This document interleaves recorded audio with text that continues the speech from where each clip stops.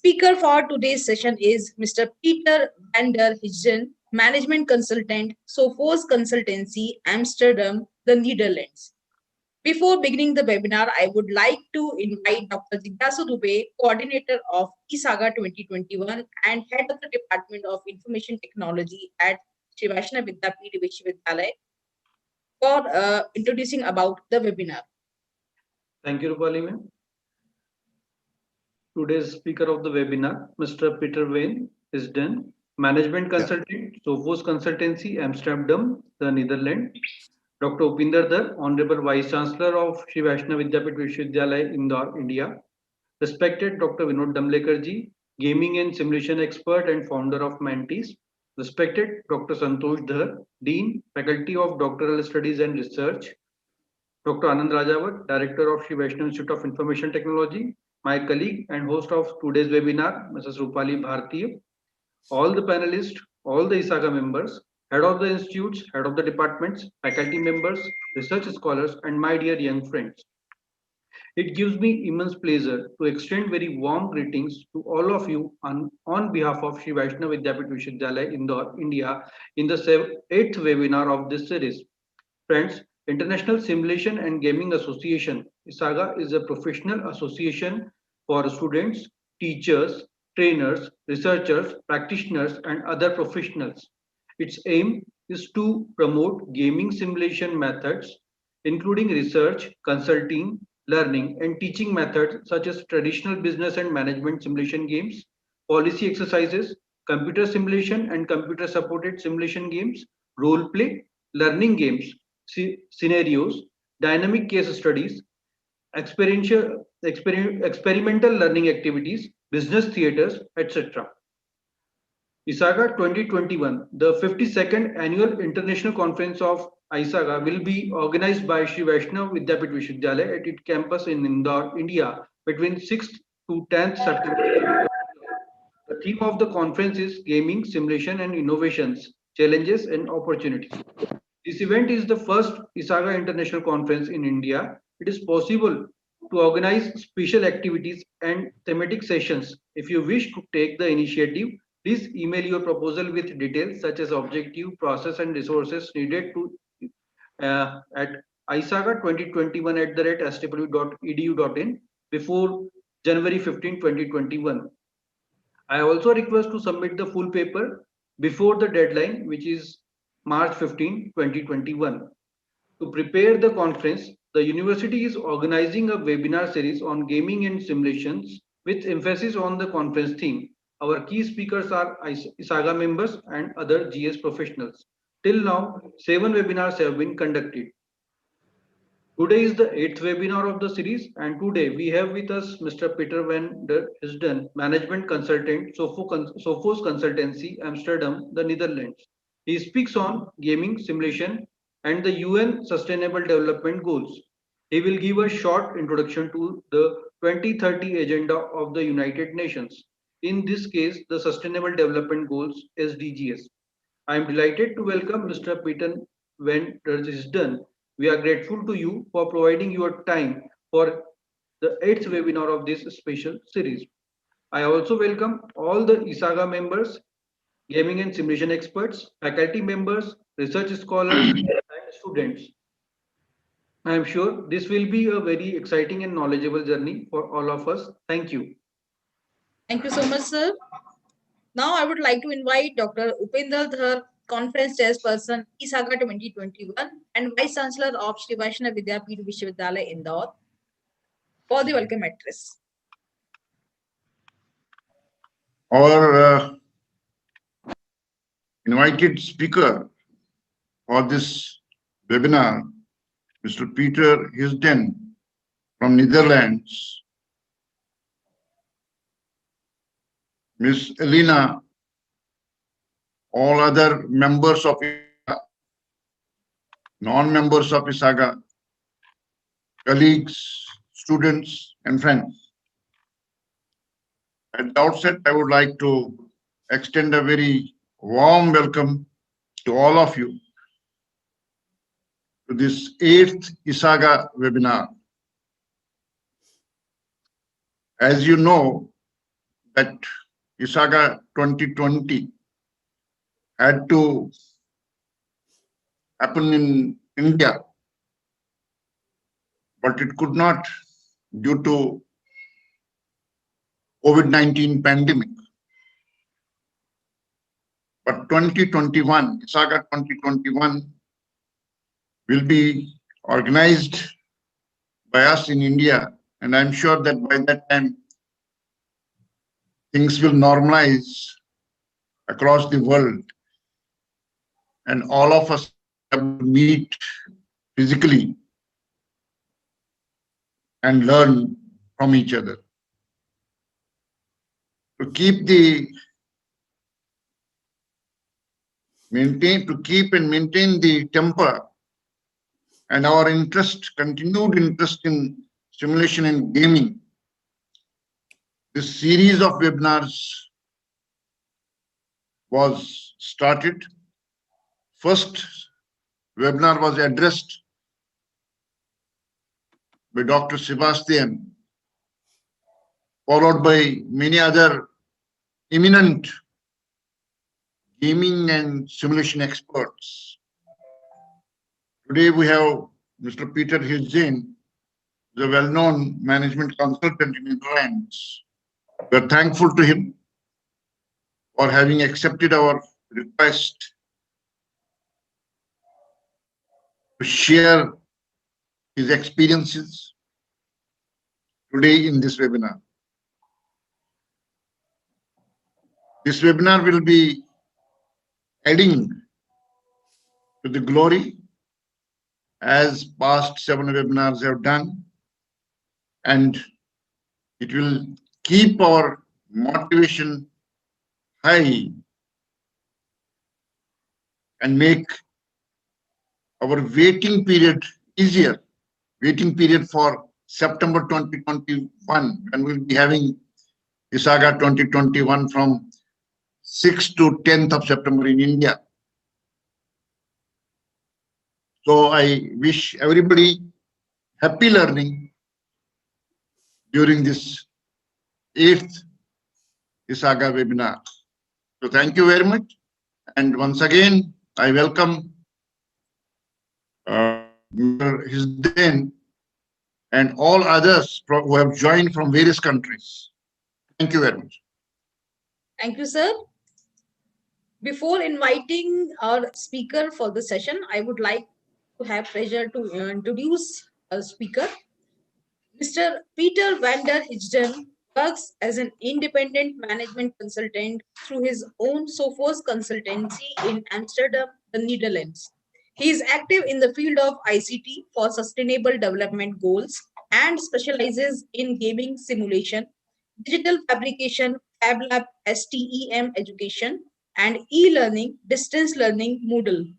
He regularly works abroad, often in Suriname, South America, and is active in various global communities. He was a board member of ISAGA for many years and is a regular speaker at ISAGA conferences. In India, Mr. Peter was a teacher at the ISAGA Summer School at the Institute for Integrated Learning in Management in Gurgaon. Together with his students, he developed an online role-playing game, Dhara Dam, the Flourishing Slum, to prepare students for social work for working in the slums. Mr. Peter and Dr. Vinod Damlikar are preparing a conference track on gaming simulation and the SDGs for the ISAGA 2021 conference in Indore. Together with Yogesh Kulkarni, Mr. Peter works on management issues of Fab Lab, workshop for digital fabrication, and aligning Fab Lab with the sustainable development goals so that they can increase their social impact. He works with Pradnik Kunal on learning by doing in the field of STEM, with Sibu Saman Kerala flood relief on disaster risk reduction, and with Nishtha Kaushik on knowledge sharing with Suriname about mobile fab labs. In all his projects, structuring communication processes plays an important role, and gaming simulation is the fuel. I once again welcome Mr. Peter van der Hijden and request him to please start the session. Okay, thank you very much. Here from Amsterdam, the Netherlands. They promised snow for this morning, but maybe later today. I shall share my screen now.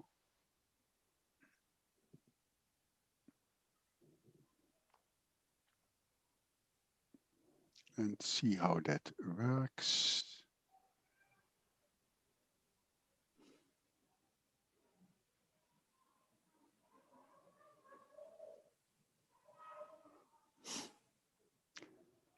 One moment.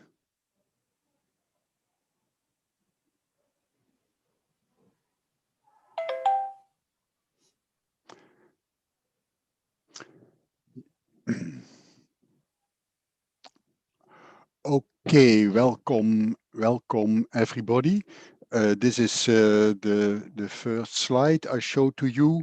Later I will send the PDF of all the slides to the organizers so that they can be processed in an appropriate way. I will fine tune here and there some of the slides, also depending on eventual discussion. And further, there will be an interactive landing page available where all the links can be easily clicked so that you can have easy access to whatever other sites I refer to, and again see the slides as well. Okay, the topic of the conference is gaming simulation and innovations, challenges and opportunities. And my presentation today is gaming simulation and the UN Sustainable Development Goals. I think the UN Sustainable Development Goals are one of the biggest innovations of our time, a worldwide program for social economic development within 15 years. And so it makes sense to see what challenges and opportunities are in this program for us as the gaming simulation community. Even this works. So I will tell you shortly about the Sustainable Development Goals. Then I introduce a short exercise, but I'm afraid time is not enough to do it, but I give you the link and you can do it yourself and see the results later. I talk about gaming as part of the SDG process. How are we organizing, how are countries organizing the SDG agenda fulfillment, and how can gaming play a role in that gigantic and complex process? But I also talk about gaming as part of the SDG outcomes. There are many projects in which gaming could play an important role. And at the end, we have some space for discussion, I hope. Okay, so far so good. You see, I see the next slide already, but I don't see it on my. Okay, I have a second computer here and there is a certain delay, but this is what I'm talking about now, the speaker profile. Well, I'm a management consultant on organization and ICTs, and in the course of the years, I have worked in 3 different fields or 3 different specializations: gaming, learning, and making. Gaming is as we know it. Learning is about e-learning, distance learning, Moodle, and making is about digital making with appropriate technology. Look at what people and situations need and create feasible solutions for it, with or without computers. The solutions that work, up-to-date technology, but it fits in the environment. And for making, we have an enormous amount there exists an enormous amount of maker spaces or fab labs all over the world, about 2,000 now, and 70 in India. Little buildings with machines and computers, but more important, a lot of enthusiastic volunteers and staff members who organize for the population, for inventors, for artists, and for entrepreneurs, all kind of activities and courses and opportunities to work on that. And I see a lot of parallelism between gaming and making. And in the picture, you also see there is some overlap between making and learning, making and gaming, gaming, learning, and all. And it is interesting for me as a consultant to combine these different backgrounds. Well, the main focus for me now is the UN Sustainable Development Goals, because it's a worldwide and interesting and ambitious program that is well known in all countries of the world. I try to go to my next slide. Okay. What did I do with gaming, and then especially related to India? Well, long time ago, Jacques Geurts from the Netherlands made a population sector model, an interactive simulation. And that population sector model was based on India. His doctor's thesis model and game describes it completely. And I did the software development in those days. Another thing was, and it was mentioned already, the International Summer School of ISAGA, where I was one of the lecturers. I used there a project from the Netherlands that enabled teachers in higher education to develop their own simulation, their own online role-playing games. And that product was called Cyberdam. And we used it, we hacked it more or less for a typical situation for India. And you see that on the last picture. That is Dharadam, as we called it. It was a virtual city where you could play a online role-playing game. And we developed that during the ISAGA Summer School. In the field of learning, I'm more or less I'm active in various countries for the field of distance education, for instance, implementing digital learning environments and instructions and training for teachers, especially in how to use such a digital learning environment and how to develop your online course. That is just that you see some background. Well, here you see the number of 70 fab labs in India. There are fab labs in all sorts. You have in Kerala a super fab lab, but also 2 regular fab labs and 22 mini fab labs. And in the picture you see a workshop that we have run at international conferences together also with Yogesh Kulkarni from India. It was about Fab Lab lifecycle management. In fact, that was a game, and if you are familiar with the games by Tyagi, it was the Tyagi envelope game that we used, that we could load with management issues about our Fab Labs and discussing the Fab Lab lifecycle management with them. The middle picture shows Fab Lab alignment with the SDGs. That is a working group that produced a workshop format for all the local Fab Labs. And up to now, more than 200 have already submitted the results and prepared an SDG profile for their own Fab Lab. That's enough about the background. Now I go to my next slide. The Sustainable Development Goals themselves. What are they? Why are they so important? And how is India doing? Well, here are the 17 Sustainable Development Goals, and maybe the Millennium Goals are well known. The Millennium Goals, that was a program by the United Nations from 2000 to 2015. It was focused on the basic needs and on developing countries only, the 8 Millennium Goals. This program was rather successful, so the UN decided to have a new program as a follow-up. And this new program is Transforming Our World, the 2030 Agenda for Sustainable Development Goals.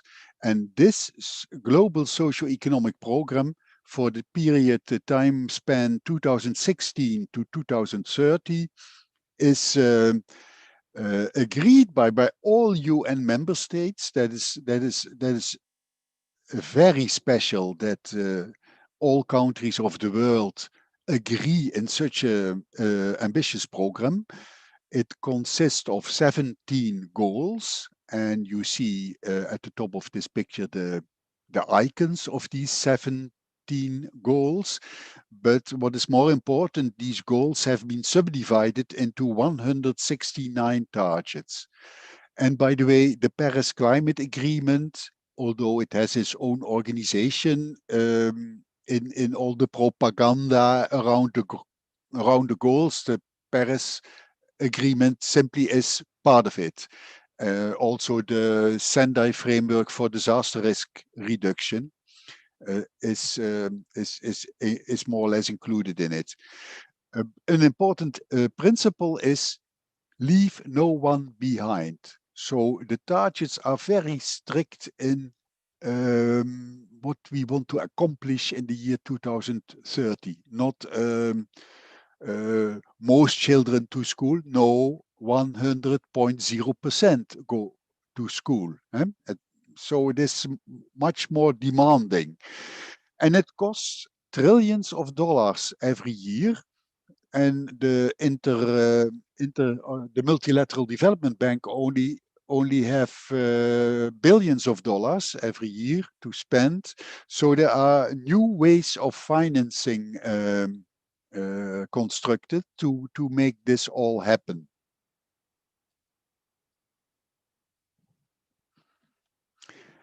On the next slide, I have a picture that you cannot read, but that is not my intention. Is just to show to you all these underlying targets, how much text it is. But we have for you an interactive mind map where you can easily explore the different goals and search for a certain topic and see what the goals and the targets are saying about it. It is important because for us also, it is important to understand what the government sector all over the world is doing. They are all talking this language. It is a worldwide policy framework. Even if you want to deal with a government in a country where you do not speak the language, as soon as they give you the number of the target they are working on, you understand what they mean. So the agenda is a frame of reference for international cooperation. It also is a typical point for corporate social responsibility. It is not a matter of only governments. All sectors of society have to contribute. Otherwise, the goals will not be fulfilled. It's simply too much. And of course, the UN also provide a reporting framework so that you can follow how far are we from realizing our goals. I think the Agenda 2030 gives direction and provides facilities for socio-economic innovative mega programs in all countries. And that is an enormous opportunity for researchers, implementers, businesses, whoever, to be part of that.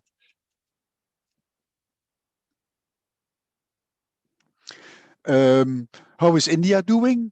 Well, and in the hyperlinks that I will publish later, India has a wonderful dashboard website where you can find all the data visualized and see how the different states are doing. Here I compared Bihar with Kerala for the year 2019, and this is all interactive, and you can zoom down and see it. But you see anyway that Kerala does much better at this moment, and but it is certainly not. There is enough to do even there, but much more elsewhere, of course. There is an enormous amount of data already available, and I must say I wish that the Dutch government had such a nice dashboard website. We don't have that with all the data. Okay, the next point is that I would like to challenge you to set up your own profile. And what is an SDG profile? An SDG profile is a selection of 2 to 4 SDGs that are most appropriate for you or for your organization or for your company or for your university. And it is interesting if you and your peers submit such profiles, it's interesting to compare them and to see what the differences are and what the common interests are. And we can have a look, because we did this for the Indian Fab Labs as well. So we can have a look at the Indian Fab Labs and their SDG profiles. But as I said before, time flies, so I illustrate how you should do it, and then you can do it yourself. And I give you the link where you can submit your profile. Okay, create an SDG profile for your organization or for yourself. There is a link where you can find a form that you can fill in. You check the 17 SDGs and you select 2 to 4 that best suit your company and or yourself, and fill in the form. Then you indicate, is this due to my personal interest? Is it conceivable to make a concrete contribution? Is it in line with my knowledge and expertise? Or is it because I am convinced of the urgent need? So you, at the end of the list, you simply tick mark one of these 4 reasons that were most important for you to identify your SDG profile, and then you submit it. It is in fact part of a bigger game or workshop format, or how you could call it, that the Fab Labs can do. Here you see in the picture how it works. In the first column, they have selected their four goals. They describe why they have selected these and not others. And then they try to make a better alignment between their actual operational plans and these goals. They look at the underlying target of these 4. You cannot look at the underlying targets for all 17. That is simply too much. So one important thing is to handle complexity. Think about the 17 goals once and focus on the 4 that are most relevant or interesting for you, and that's it. And then go into the depth for these 4, look at the targets, and then you can fill in with stickers what you see in this picture. There is a link to explore the underlying targets. You see it in the slide, and you can use that and play with it. It comes also in some other languages, but anyway, also in English. That is this. That is how this game or workshop format. There is some discussion. What are the limits of a game, and when are you talking about exercises or whatever? Sometimes it is a political choice. I remember that we organized the ISAGA summer school on gaming in Suriname and with a business school, and that 1 month before the event, they decided we don't want to hear the word gaming. So we had to replace that by experiential learning. Here are a number of Fab Labs in India who have prepared their profile. For instance, if I look at somewhere in the middle, Vigyan Ashram, then I see they have as profile 2, 4, 6, and 7. The goals that they think this is what has our focus. And so many have done this as well. Kerala is in green. That is because of another mechanism in the Fab Lab community. There is also a Fab City network, and the state of Kerala participates in that network. Okay, that is this. The next point is gaming as part of the SDG process. You can imagine that 193 countries with their administrative divisions in states, provinces, regions, resorts, or how they are called, with 169 targets, and each target can trigger different projects. That is an enormous amount of activity only in India. So there must be some help maybe to facilitate this process. But a lot is happening already. But a lot can be done because it needs to be done at every level, not only at government level. We will explore it. This picture is how I wait for the. Yeah, there you have it. This is from a very interesting report on the state of the SDGs in India. Later I give you the link, of course. It is free to download. They start with they describe the process. You have to start with sensitization, and the state and district indicator framework, then improve the data ecosystem, build partnerships, an SDG coordination center, an operational dashboard, and a review mechanism. And if you think it is important, you can rank the districts. An enormous amount of work. And I think it is a lot has been done already, but this is the data mill. This is not bringing children to the school. So this is very important and useful, but the real work on the ground is another matter. But this is one thing. We go to the next slide.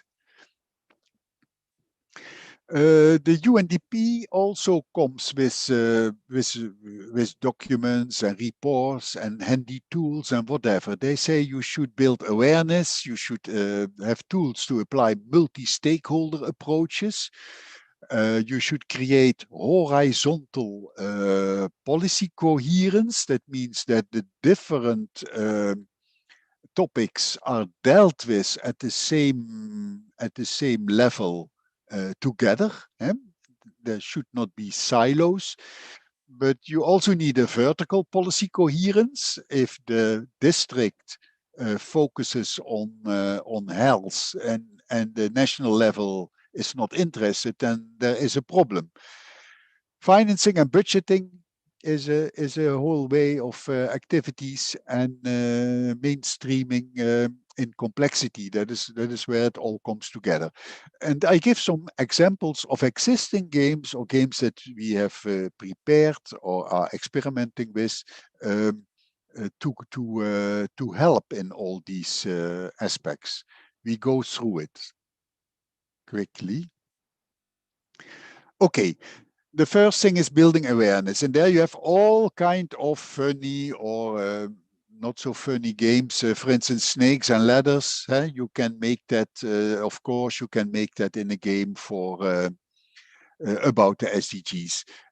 Here is one I did myself with a robot car. The children has to define their favorite goal and then program the car so that it brings a bacon take token to the goal of their choice. But it happened that they were only interested in the robot car and not really in the goals. So I have to invent something else. But here also is a workshop. You find them all on the internet. Many workshops exist already where children can, but also adults can work with the SDGs. And here's a board game. There are also big role-playing games around the goals. Often, what the children did in my robot car game, they see the mechanics and they focus on the mechanics, and that is what gives them joy and what motivates, and they forget the message.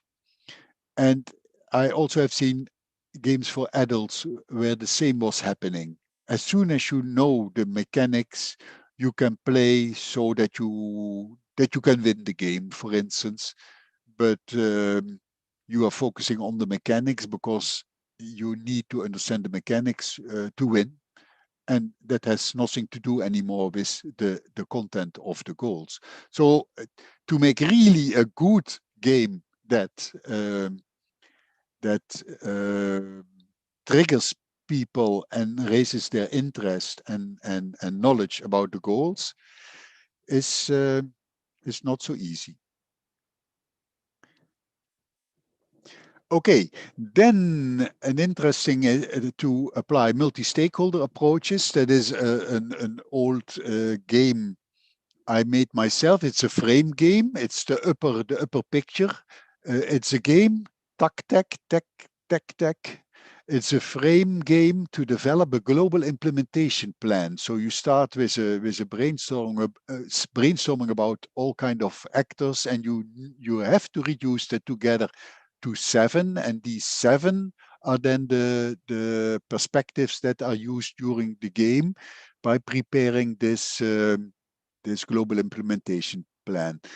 People who played it said this is an enormous big time saver. In a half a day, you can do what normally a bureaucracy would take half a year or so, was once said.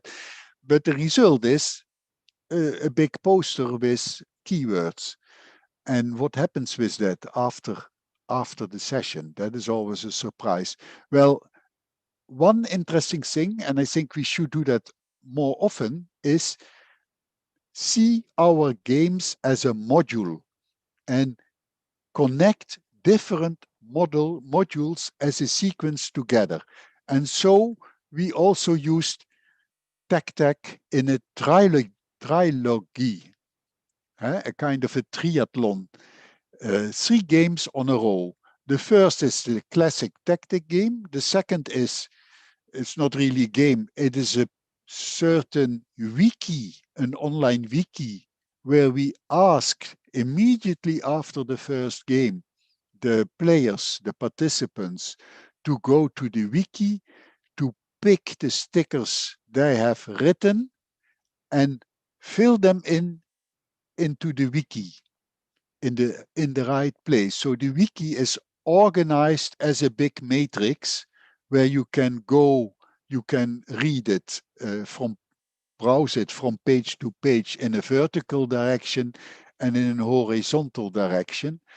And in this way, the keywords from the stickers were translated into running text, and that is far more better for later communication or writing reports or using the results. And then we had the game engine we used for Daradam. In fact, these stickers were used to produce Daradam. The last one is use the wiki to program the online role play. And next, start playing and do as if you are going to implement whatever you wanted to implement with your global implementation plan.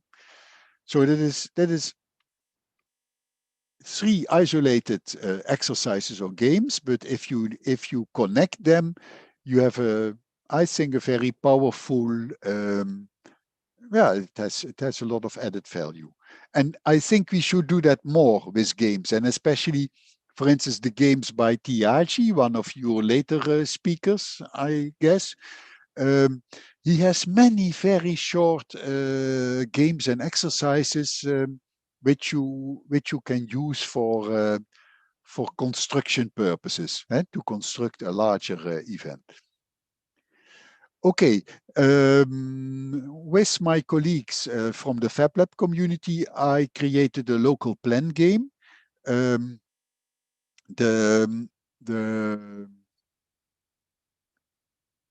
It is they need it can be used on a local level in a community. For instance, they need to define the priorities, first an assessment of the local situation, a kind of a baseline they have to develop or to figure out. Then they see their priorities, they focus on the targets, and they define projects. And in fact, that also is an enormous game changer for them, empowering, because you are not only focusing on, well, our neighborhood is not clean, that should be on the list or whatever. No, you are thinking about, and in 10 years, what are our ambitions in the field of health and in the field of education? How should it be? And what would be the first step towards that? So that is very, very useful. And of course, this game is supported by simple ICT tools like some well-prepared spreadsheets, etc. Easy to share the results via Google, and as a side effect, people learn some new ICT tools which they can use in their daily work. Then this was with the Fab Lab in Peru. They have they did a project for the World Bank and Airbus, and they used the design thinking process first at institute level, the individuals, then two individuals together, then a team of about 8 individuals. So they did 3 iterations of a design thinking process at institute level. Later they did it again at city level, and afterwards at country level. And the results from one level are input for the next level. So this is also a way of connecting certain exercises or games, or how you would call it, in order to come to ultimately a better result.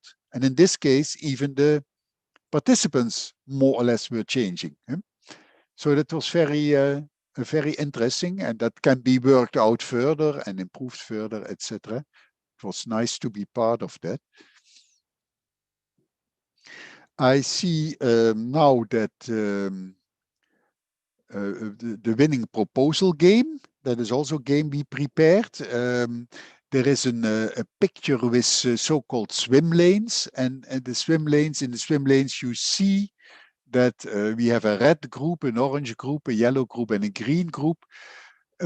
Each group starts in the government role with another SDG, and they have to prepare a request for proposal. So they need to play the government role, not to play their regular role. In the second round, they play for consultant, or in this case for FabLab. They have received the request for proposal and they develop a proposal. But the game is organized in such a way that if you are group red, then you are preparing a request for proposals based on, for instance, SDG number 1. But in the next round, the orange group receives that request for proposals, and they now have to think as a consultant to prepare a proposal. And again, a round further, you play for the development bank, and you have to assess the proposal and come with an evaluation of it. So the players, the red group, the orange group, the yellow group, and green group, they play different roles: government, consultant, and development bank, but with other content. So they learn about the perspective of the 3 different roles, and they learn in the meantime about 3 different SDGs. That we did it in a face-to-face situation, and that was successful. Of course, it can always be improved and make simpler so that you can condense it, etc., and delete the things that are that can be missed, etc. Come to the kernel. That is always an interesting process while developing a game. We did it also at an online conference, and that was difficult to do that all via Zoom sessions and without real tools, and can be improved, but also we also should use other tools for a real interactive workshop that is different. That is not a webinar. You need other tools as well. Okay, that was this. Okay, and then the mainstreaming the 2030 agenda in countries in complex situations. And there I have a suggestion. I would say let's look at the old school system dynamics. And to remember that, I show you in one picture the World 3 model of Dennis Meadows and his multidisciplinary team for their report to the Club of Rome a long time ago. They produced this kind of simulations. They prepared a mathematical model with all the important variables at a global level, and they made simulation runs from the year 1900 to 2100. And you see what was expected to take place between 2000 and 2050. It was a result from the model. It was not programmed this way. You see the complexity and the kladderadatsch here in the time where we live now. And that gives to think with our climate crisis, with our pandemic, where at least my country was not prepared for, and etc. So it could be interesting to look back at this approach, but then with the SDGs incorporated, and preferably with parameters so that I can take out one country or split it into, for instance, India and the rest of the world to make simulation runs and see what is happening, and not only simulation runs, but to embed it in a policy exercise, in a game, so that you can incorporate social actors, norms and values, new insights, and can make decisions during the run. Not simply running from 1900 to 2100, but say you stop the run in 2020, and then you look at the results and can make in different roles different decisions which have their impact on the model. I think that would be nice to pick that up. But therefore you need a university, of course, with more disciplines and the discipline to work on it consistently, not only for a weekend or so. The next is gaming as part of the SDG outcomes. And I see that, yeah, I have here, yeah, you can go into the details of all the sustainable development goals, the targets. There are so many. And then I mentioned a few challenges here. Primary and junior secondary education for all is one of the targets. Well, that, and for all means also all the adults that didn't terminate education in the past.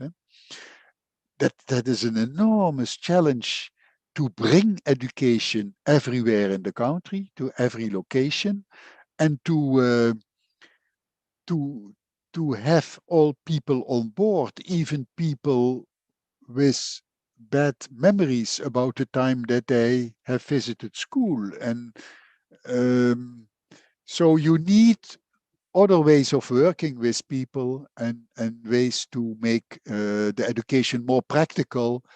Maker education, what the Fab Labs are doing, the Vigyan Ashram, for instance, in Pabal, they have making as their educational philosophy. You are always making something as an individual or as a group, but there will be a physical result, a construction that is useful and that you can bring to the market. So they play their own simulation game, for instance. Maybe I can find some pictures and add them later to the slides. That would be nice. Okay. I have as an example goal number 4, quality education, and I have listed here all the targets to give you an impression about the type of targets that all these goals have. The goal itself is only the title of this chapter of targets. If you look, for instance, at 4.1, and as I said, if you go to China and if you talk about 4.1, they know immediately what you mean, even if you do not talk the same language. By 2030, ensure that all girls and boys complete free, equitable, and quality primary and secondary education, leading to relevant and goal 4 effective learning outcomes. It is one nice sentence, but I know that it is an enormous task to do this. It's about all. It's about complete free. It's about equitable and quality education, leading to relevant and effective learning outcomes. So you can imagine that only 4.1 will trigger different government programs at all levels, and that gaming simulation can be an important part of safe way of learning, an engaging way of learning, etc. All these things that we have mentioned in the course of the years become relevant again, and we can help to apply them. Then, okay, then there were more examples, but I skip them for the moment because time is flying. You can. I showed you the website where you can browse the SDGs and the targets, and I give the link later to you. And it is very interesting if you are interested in, for instance, disasters or whatever, then you only type disaster and you see immediately in which goals and targets this word is used. So you see the whole picture if you are interested in disaster risk management, etc. So you can use that to explore the goals and the targets and pick up what is interesting for you. For instance, innovation and technology, participation, and then the general principle: leave no one behind. So no separate groups for whatever reason, age or ethnic background or school level. No, it's about all people. And the worldwide partnerships are also an important part of it. So that brings me to the wrap up and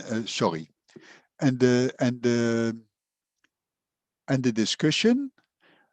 So I would say the UN Agenda 2030, for short, the SDGs, is an extremely important global effort to address a number of fundamental problems.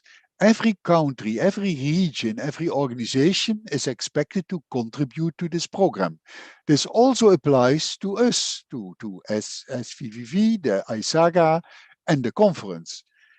It has significant social impact, and sooner or later, in some circles you see it already, people are looking, well, why do you exist? Do you exist for self-expression, or do you exist to have some social impact?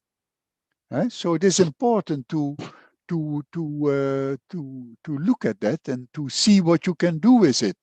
Or if you don't accept it, can motivate why you don't accept it. There are an incredible number of challenges for gaming simulation professionals. And that means that much more collaboration with organizations is necessary and also possible at all levels. And I think the Fab Labs are an interesting candidate for you to cooperate with. They are on the ground. They have their site in place. For instance, during the Kerala flood, there was also an initiative of the Fab Labs, and we need to do that better next time. But there was the unique situation that in Kerala there were 20 mini Fab Labs and 2 regular Fab Labs, and later there came 1 super Fab Lab as well. So the Fab Lab community had a presence on the ground that no NGO had.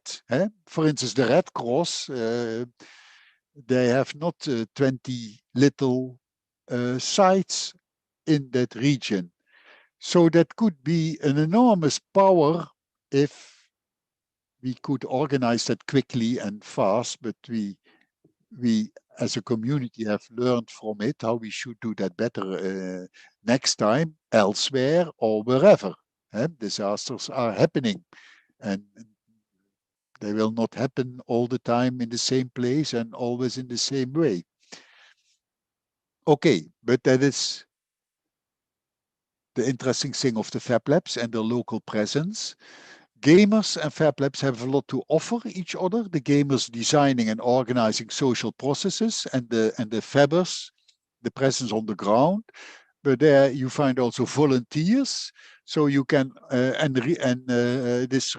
resourcefulness and have their commitment to the cause, and you find there, for instance, participants. If you have an interesting game and want to practice it or to improve it, then you need audiences in all circles and all places, and the Fab Labs could be helpful for you. So far, my contribution, I think some of you is going to organize the discussion now, if we have some minutes. Yes, sir. We could start the question and answers now, if you're ready. Thank you, sir. Yeah. Now I request Dr. Vinod Damlikar, sir, to please read few questions from the question answer tab. Thank you, ma'am. Peter, here are some questions for you. Yeah. Some of them are deep into your work. Some of them may be tangential. Some of them are general. For example, the first one is, is AR and VR going to be the need of the future? Is AR and VR, augmented reality and virtual reality technologies, are they going to be the need of the future?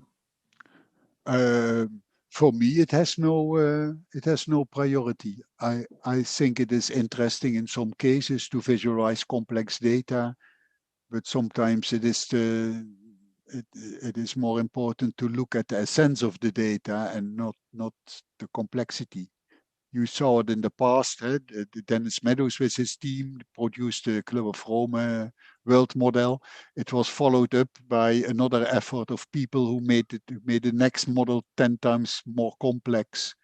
And yeah, nobody can really handle it.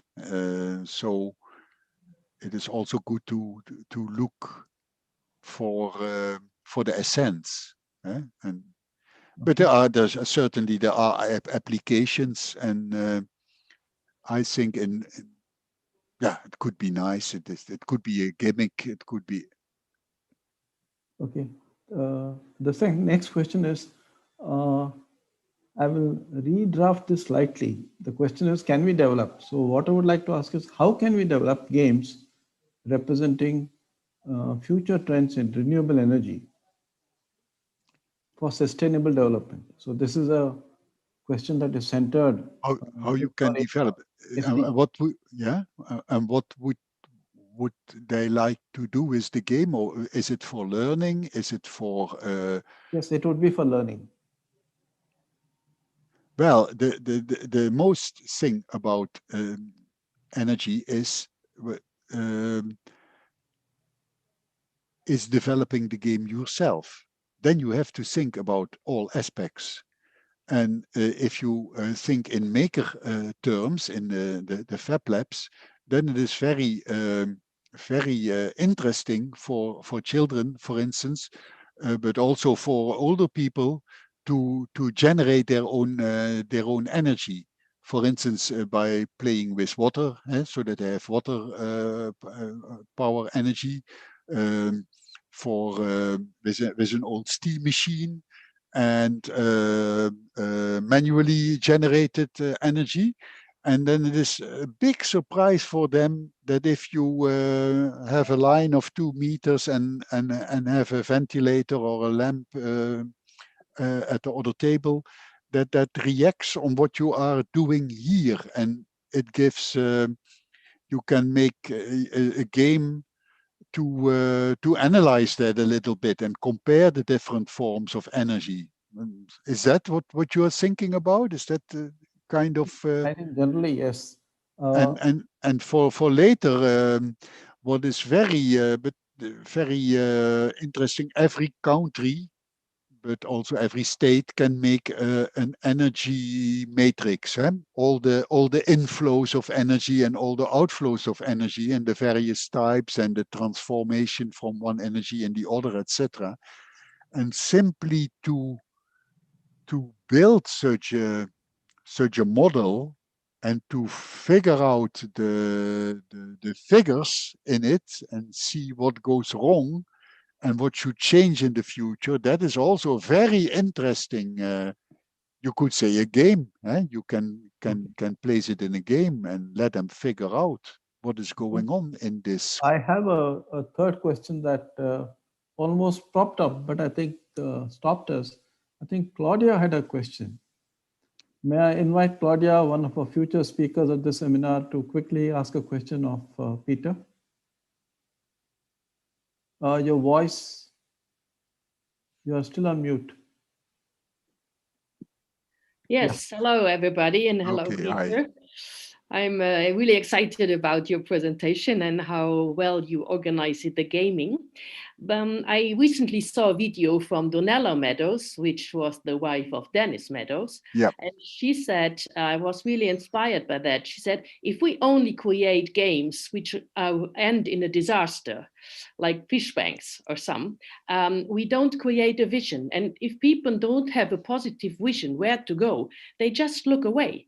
they don't want to see all these disasters which are coming. And I think we have experienced this the last 30 years. People think to post it so much in the future that they are not touched by it. So how can we create the design of the game that it gives a positive feeling and a vision for the people really to go for it? That's my question. Yeah, I think the fish bank games isn't it convincing for you if you when you play the fish bank games that? No, it is horrible every time. I played it several times, and all the time there is one guy or one lady who really destroys the system and fishes everything, and they all enjoy being the winner, you know. And we discuss it, and everybody knows, yes, we shouldn't do it. It should be better if we all would behave. But we never play it again to see there is a positive result. Okay. Well, one of the nice things of gaming is that you can have a mini review halfway, and that you can try to change your behavior. You also could say the next challenge is, how can we define a game that stimulates social behavior? And that often is a serious problem. I remember from an earlier ISAGA conference that the Israeli army was present, and they had a game because their major problem was all their soldiers want winning, while the problem was they should cooperate. Yes. They all want to be the champion and the star, and so it is a problem that happens and exists in many fields, and that is a challenge, and not something to say we should stop trying. But you should not repeating every time the same mechanism, but finding something new. And maybe we even need some new game mechanisms. Maybe the old way, the clockwork, is too much, too easy for the experienced gamers to understand, and then they can focus on winning. Yes, I think so. We have to get away from the winning. The goal must be collaboration. You cannot win alone. That is a design issue. Or another prize that you. It was a football trainer in the Netherlands, the famous Johan Cruyff, if you have heard of him. He trained players, and it is, of course, you need to know what the ball is and how you handle it, but to win a match, you should be a team player. And that is most important to learn, and that is determined for your career.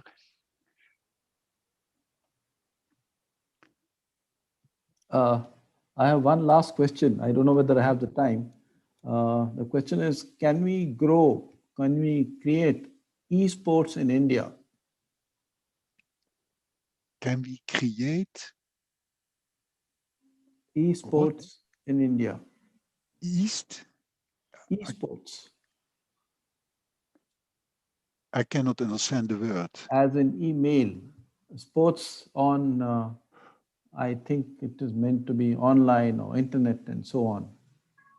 Oh, esports in India. I may reduce it to our format here.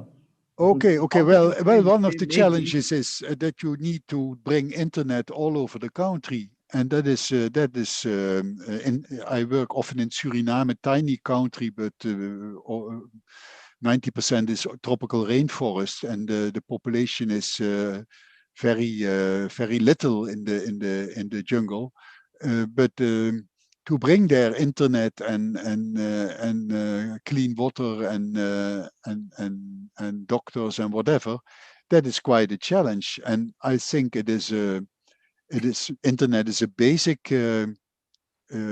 utility for all kind of things. But you also have is another project by me, the Lorawan Project. That is long-range, low-power, wide-area networks.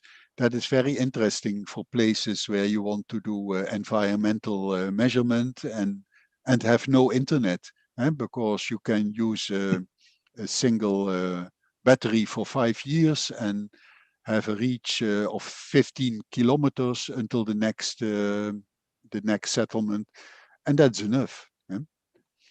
And so there are more interesting technologies. Okay. Peter, I would like to quickly read the observations of our panelists, some of them. One is by Dr. I think R.K. Datta, who says this is one of the best and interesting presentations by you. Thank you very much, he says. Okay, you're welcome. Dr. Irena from Latvia is here as well, probably one of our future panelists, webinar speakers here. He says, I agree with that opinion. That's very good. I agree with that opinion too. Then we have Elena from Russia, who says, we facilitate fish banks with our students. Once they often participate in it twice after the first disaster, and then they try to manage resources better. Yeah. And I replied to her saying that fish bank is a good game for SDG number 14 and 15, which are to do with marine resources and vegetation and so on. Yeah. And of course, one of the last is again by a future presenter here, is from Jega, coming from Malaysia. He says, I think the negative outcome of a game should be embraced as they reveal the underlying issue in the society, underlying issue of the society. I agree with that, because positive and negative, I think they form part of life, and you can't say, I don't want this, I want that, etc. Although Claudia made her observation in a different frame of mind. She said, if games discourage further thinking of the participant, where do we go from here? That was what I think Claudia meant. Jeka's point was that we need to look at both outcomes. I hand over the mic to Rupali. Yes, sir. Yeah. Thank you, sir. I would think Dr. Dhar would like to say something as well. Let's not forget the Vice Chancellor. Well, I think it was an excellent session, very useful session. And as we know, this sustainable development goals is one of the excellent things that have happened at the international level in recent past. And we have those 17 goals, and everybody all over the world is focusing on achieving those goals by 2030. And I'm happy that Mr. Peter Hijden has linked this simulation and gaming with sustainable development goals. That is very well done and very effectively he has done. And thank you very much, Peter, for this excellent session. And I'm sure that this session will go a long way in terms of learning, new learnings. And my open invitation to you to join us during ISAGA 2021, that is September 2021. Thank you very much. Thank you for your friendly words. I hope indeed that we can organize a beautiful track on this topic during the conference. Yeah, sure, that is possible. Why not? Thank you, sir. I now request Dr. Vinod Damlikar, founder of Mentis, to propose words of thanks. Thank you, ma'am. We have had a lot of good discussions today. And first of all, I would like to welcome future webinarists here on this panel. We've already heard Claudia. Elena is there in the background. We have Toshiko, who just said hi. She didn't say anything much. I hope she'll be able to speak as well one of these days. I'm looking forward to Irena, also from Latvia, who will speak maybe one of our seminar webinars.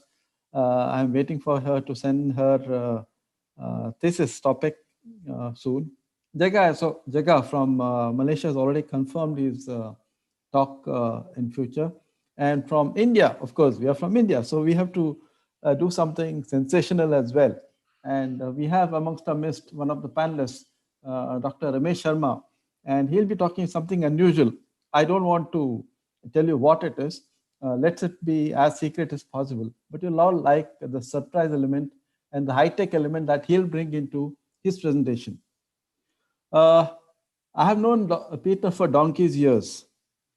Yes. I was a student 12 years back in a summer school of ISAGA in Gurgaon. Yes, Gurgaon, India. Mm. And I learned from him the method of using post-its and to connect people and interactions and stuff like that. And visually, philosophically, I think that was a good way of presentation. I did not know about how to do this colored piece of paper before. You would have noticed, but I don't know whether you recognized it. Peter used a lot of mind maps on his presentation. Mind maps help you clarify things.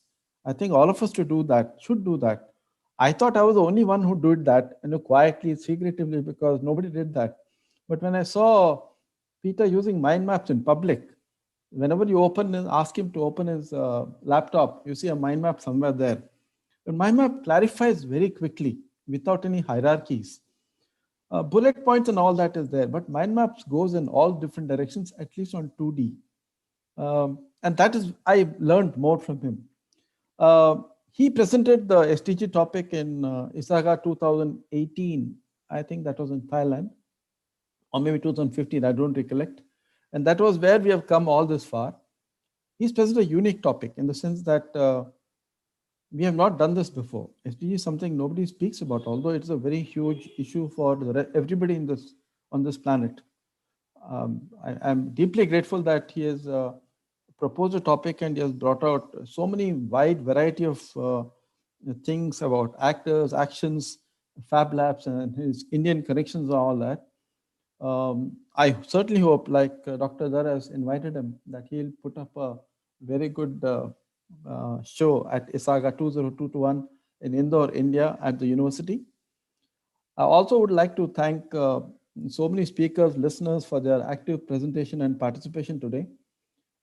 This would not have been possible without the faculty members of Shri Vaishnav Vidyapith coming in and participating so vigorously, and for the management team behind everybody else. And of course, at the forefront of everybody else, there's a leader. Dr. Dar, thank you for taking this, bringing us so far into the future today. And I hope we can go even more, many more miles into the future. Thank you. We have got about 14, 15 speakers for ISAGA in future from now on. It is happening all because of teamwork, and you are also a very active member of the team. I am unemployed, sir. I have nothing else to do. Well, this is a great engagement. We are trying our best, sir. So all of us need to remain engaged. Certainly, sir. We have at least 5, 6 speakers here on the panel who have not yet confirmed their topics. That means 10 plus 5, 15 other speakers waiting, from whom we can earn and learn, and a lot of things which I've never heard in the past before. I mean, SDGs. Yeah. Here is Peter giving us a thrust in that direction. Thank you, Peter, again. Welcome. Thank you, sir. Thank you, everybody. Thank you, sir. Once again, thanks to Mr. Peter Vander Hijden, our speaker, and all the panel members and invited guests from all over the world for being present here. And I request all the participants to please fill the feedback form as mentioned in the chat session. And once again, thank you very much. Have a nice day. Thank you. Okay, bye everyone. Thank you everyone. Thank you, Peter.